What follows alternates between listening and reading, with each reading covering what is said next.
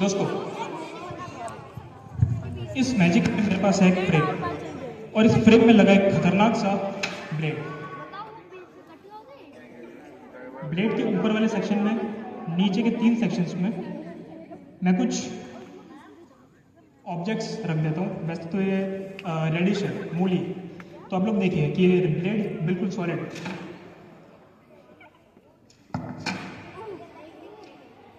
आप देख सकते हैं कि ब्लेड बिल्कुल सॉलिड है।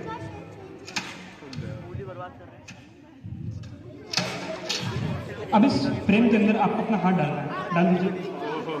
दोस्तों, अभी आप लोगों ने देखा कि ब्लेड बिल्कुल असली है। इस फ्रेम के अंदर क्या नाम है आपका?